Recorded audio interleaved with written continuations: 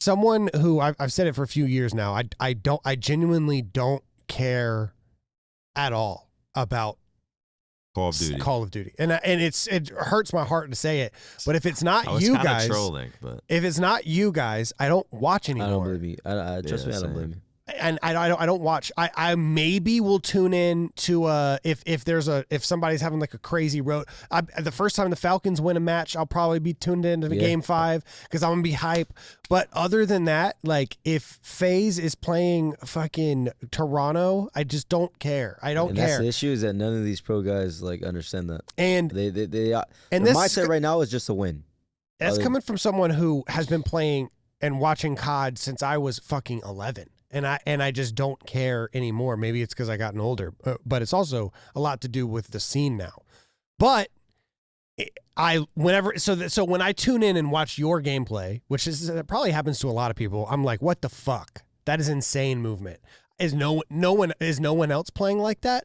And then I learned there are people that kind of try to like that do play that fast paced role.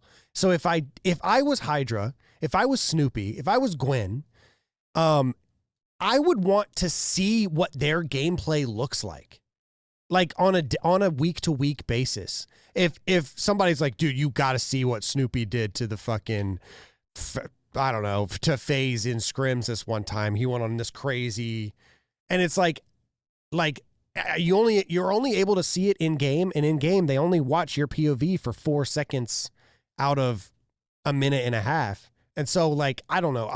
I think there's so much more advantage. It's not when people talk about streaming scrims, it's not how many people are going to sit there and watch your scrims.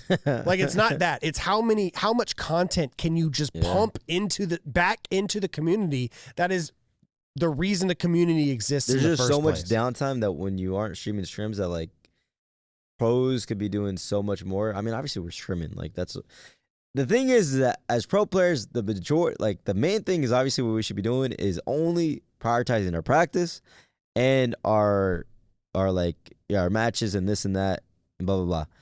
But the fact of the reality of the circumstance that we're in, like we have to do more for the scene, and I think that's the biggest thing is that no one realizing, because like the people that are in the pro scene now, like what was our main goal? To obviously become pro, right? But like how our scenario is right now, like it can't just be like. Obviously, the top of the list should be like, all right, let's just fucking win, like do whatever it takes to win. But we have to take a step back and realize, yo, if we keep this up and like kind of just do what we're doing now, where is our scene gonna be at in X amount of years?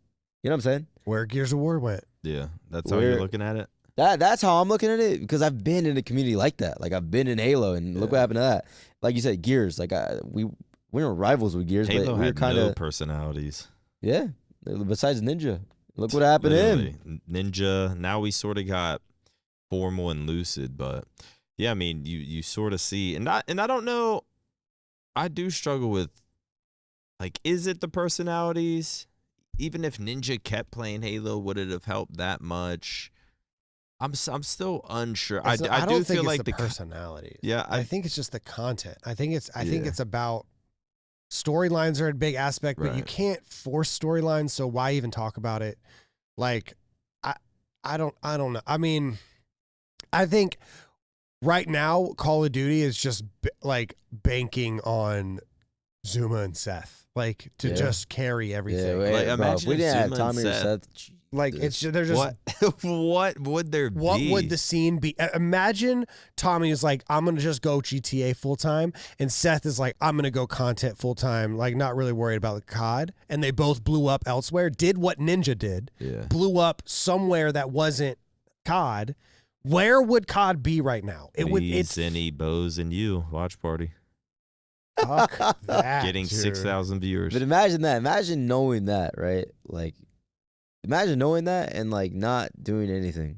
Like, that's why, like, it just triggers me, bro. Is that I feel like I just know the pro players don't feel it's their responsibility. I know, and then but like it's just so annoying because I know they think that as well. Then, but like it has to be because like who else is gonna say this? I've seen it on a firsthand basis. There were Gears pros in 2019, 2018 that were making more money than a lot of the content creators that work here now.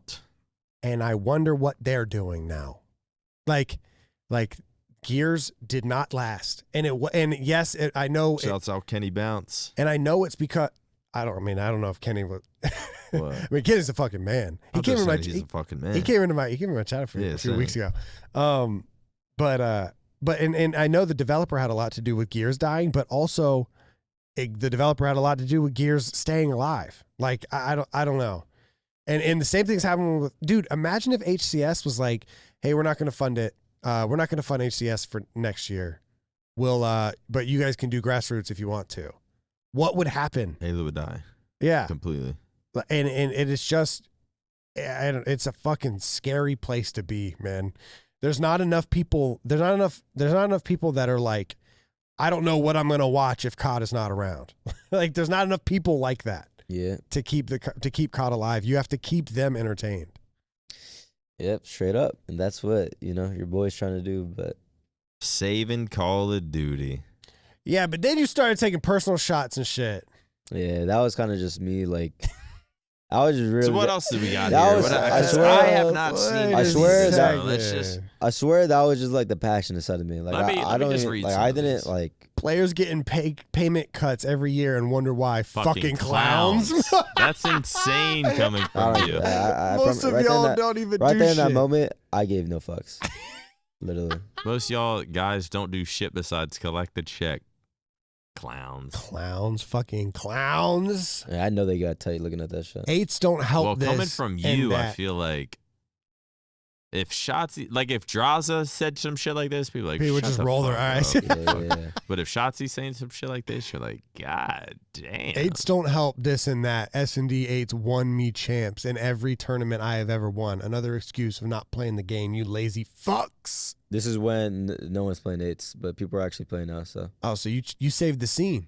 For right now, I guess. Is all this just built up? You're like, the scene's fucking dying. Where's everyone at? And then one day you just snap. Like if you before this, before this, are you pacing around your bathroom like mumbling under your breath to your girl? You took your first drink. Days before this, or actually, you know what? Was this your first drink of alcohol? Imagine. Weeks before this, I'm just thinking to myself, like, bro, like, I'm just thinking, like, okay, this game is fucking amazing. I truly love this game. The way it feels. Yeah. You like the game. Like, what is happening, bro? Like, no one's playing eights. Like, is there something that I'm missing, bro? And obviously, like, the hackers and this and that. But, bro, if your team is, like, mid as fuck, you're not, like, playing the game? Like, am I tripping? I have been on the side of having a shit team. Like, I remember when it was, like, we would play the game. But it does get very disheartening.